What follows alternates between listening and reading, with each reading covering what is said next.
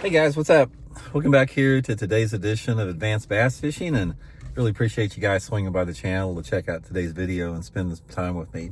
Guys, today I want to have a discussion on braided line and talk about the only time you really need to use braided line, because it's been my experience from fishing with co-anglers and on the water lesson guys and just in general that people use braided line way too much. And I want to explain to you guys the disadvantages of it and when it is an advantage. So we're going to get into that today's video here.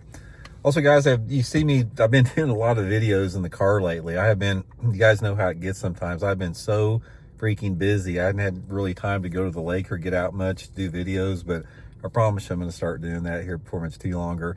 And also guys, one quick thing to remind you, Tackle Warehouse has got that big 12 days of Christmas sale going on right now.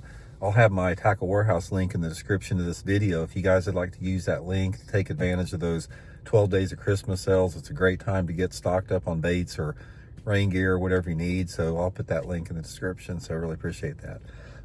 Okay, braided line, guys. Let's talk a little bit about this. And hold on one second, guys. I'm getting a text from my wife. Okay, guys, sorry about that. Let's get into this braided line deal and everything. Now, we've talked about this before on the channel, but I want to reiterate and sort of dig into this a little bit deeper, because the type of line that you use in terms of like braided line or fluorocarbon or even monofilament line, it has a big impact in not only the bites you get, but landing the fish too. It has a huge impact in that.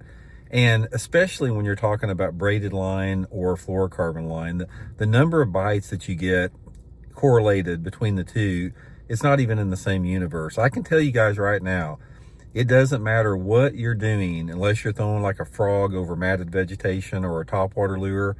If you use braided line and that braided line goes underneath the water, it will reduce the number of bites you get, without any doubt whatsoever. And people can say it won't. I can assure you that it will. And how you measure that, I mean, that's another thing. A lot of it depends on the water clarity and stuff, but that is going to take the strikes that you get. So talk a little bit about when you do not want to use braided line. First of all, you never want to use braided line, in my opinion, anytime your line is under the water, with the exception of one time, and that is when you're flipping or pitching like a heavy jig or something like that, or a 1 ounce jig, or like a puncheon weight, like a 1 ounce puncheon weight, and that bait is going down through some type of matted vegetation straight down into shallow water. That is the only time that you should ever use braided line that goes underneath the water. The other times for braided lines that you can use it is like, throwing a frog or a horny toad or something like that over the top. You can throw like a whopper plopper or a buzzbait with braided line and get away with that, but never throw braided line under the water with that exception. Now, a lot of you guys are going to say, oh, Randy, what about braided fluorocarbon on spinning outfit? Same thing with that. You guys that have heard me talk about this, guys, I talk about it all the time. There's no need for braided fluorocarbon on your spinning outfits. This is a trend that has taken over, that is the most overrated trend in bass fishing, because it will cost you strikes and it'll cost you fish. Let's take, for example, like the common thing now is a lot of people use that yellow braid, or even some type of other more camouflage braid. Let's say you're fishing where the water visibility is 6 or 7 or 8 foot clarity.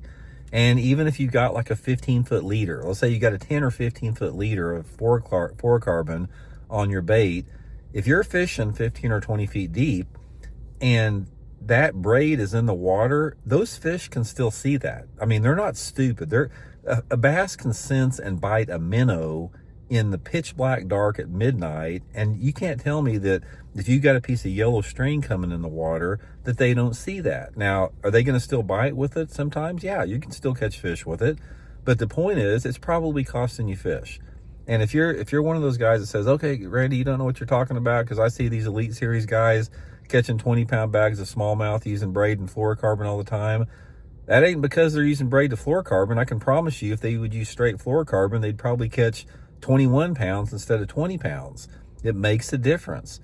Braided line will never, not one single time, get you more strikes. And the thing about bass fishing you got to remember is you've got to get the fish to bite before you can land the fish. Braided line has zero benefit to getting you more bites. All it has is the potential to reduce the number of bites you get. So that's the one thing you got to remember. So really, the only time that you ever need to use braid is when you want maximum power. And that maximum power comes again from throwing a frog over matted grass, throwing a horny toad over matted grass, throwing a big top water where the line's completely out of the water, or flipping and pitching mats. That is the whole purpose of braid.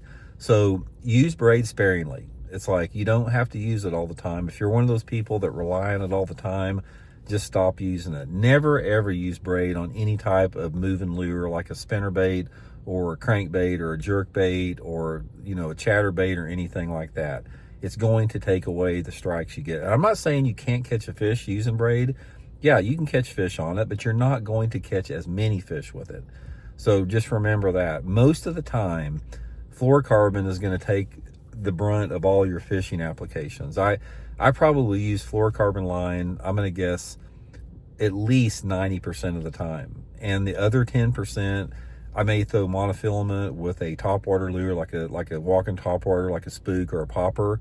And then I might throw braid for a frog or pitch it flipping mats or something like that. But 90% of the time, fluorocarbon is the way to go. So, guys, just some quick tips on braided line. I'll put my Seaguar line link in the description of this video if you guys would like to try some of their braid.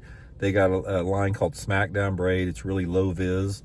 And also they got the Seaguar and VizX fluorocarbon I use. So I'll put those links in the description. And appreciate it, guys. Thanks for tuning in.